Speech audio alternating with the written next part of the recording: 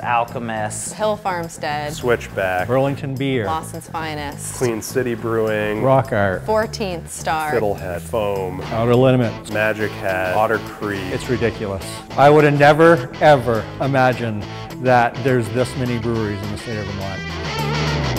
There are so many, now my brain went blank.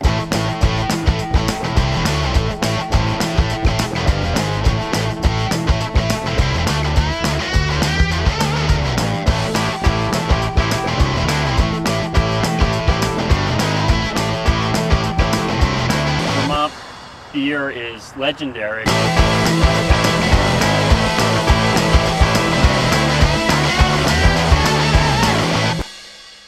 I would describe Vermont as the promised land.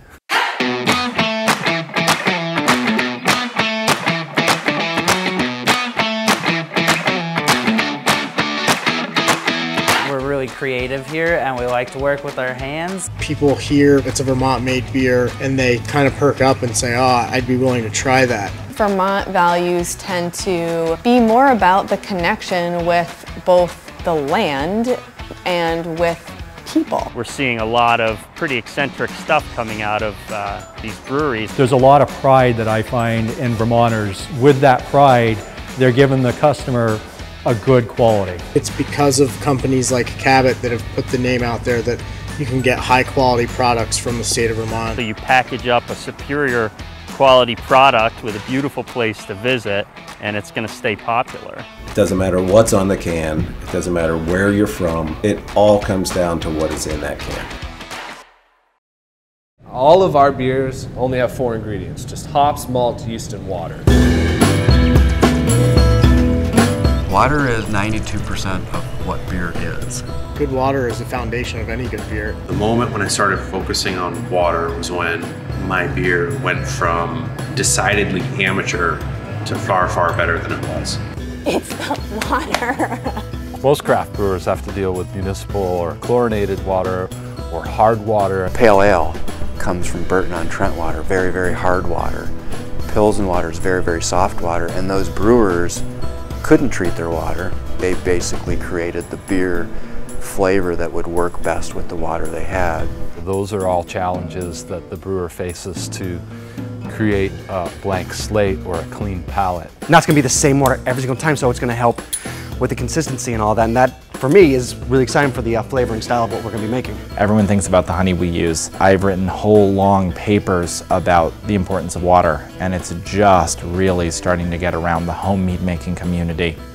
What we'll do is we'll come off, we'll give them a rolling offset right here, and we'll give them a ball valve right here. We'll give it the same height. We're in the science and business of water. We really understand what it takes to create a water profile that's needed and necessary for brewing or for the mechanical systems of a brewery. So I don't think this will obstruct anything because you still get the hot water tank and all that stuff going into here, so I think there's adequate space for everything right here.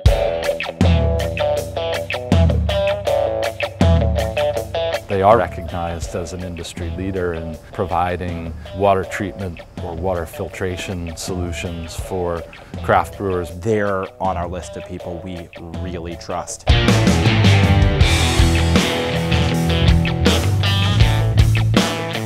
We just put our water through a carbon filter. I know how insanely picky John Kimmick is with everything that surrounds his beer. And if John is that picky, still wanted to go with Clearwater. And if Magic Hat, the biggest brewing corporation in Vermont, went with him, not only did it make sense from a quality point of view, but it made sense from a value point of view. We're now up to about 28-30 brewery accounts. We're using a steam boiler, which is a very expensive boiling unit to provide our hot water for the brew system. And it's critical that the steam boiler has softened water. There'll be an isolation valve right here, and that'll be the line that's going to go over and feed the boiler. Yep. And then if they want any other treated water on the side, they can come off that as well. You will have serious problems with your equipment if you're putting the wrong water in it. This thing is expensive, and I don't want to have to get another one of these, so having a filtered water without as much junk and mineral and lime and all that other stuff going through it, the better.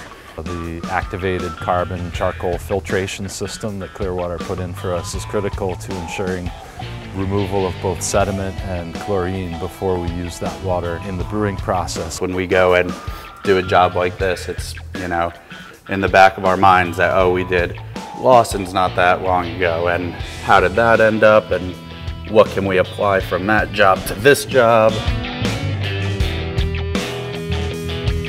We squeezed in a 3.5 barrel brew house, 4 7-barrel fermenters, and a bright tank, and Collaborative Brewing operates out of here. Brewing really is just a collaboration of ingredients, it's a collaboration of minds, a collaboration of art and science. It's kind of a hive in here of experimentation, which we then can bring to the next client that we meet with. As we are experiencing firsthand how a brewery really operates by brewing, we can then pass on, you could do this, this, and this to help improve your brewery. It's brought even more depth of knowledge to Clearwater and Clearwater's ability to serve brewers. And I'm especially excited that they decided to open a tasting room right here in Waitsfield. It gives people yet one more reason to turn left.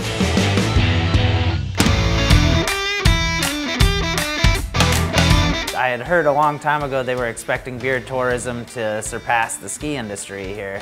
The beer world is changing rapidly. The consumer base is changing. What's changing is a customer's desire for an experience. They want to meet the brewer.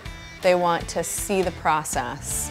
They want to understand what makes a good beer, and then have a conversation about it. They want the connection. When a tap room comes to town, it's an opportunity for connection. Look at Hill Farmstead, everyone's driving out to Greensboro, out dirt roads just to get to a brewery. There's an immediate interaction between the consumer and the brewer. As a brewer, you get the feedback, but as a consumer, you get to meet the people and you can see where things are made. People gather around the fire bowls here at the tap room all winter long. It definitely is a gathering spot. You know, it gives the community a place to go and see, you know, the other people in the community. One of the best things is to walk up into the tap room and see a bunch of people drinking your beer and smiles on their faces, and hopefully forget about daily stress. That spirit of community exists all over Vermont. And so I think the more the tourism community can link up with the brewing community, the more you're going to see the economy here in Vermont grow year to year. You know, it's a great time to be selling beer in Vermont. Great water makes great beer.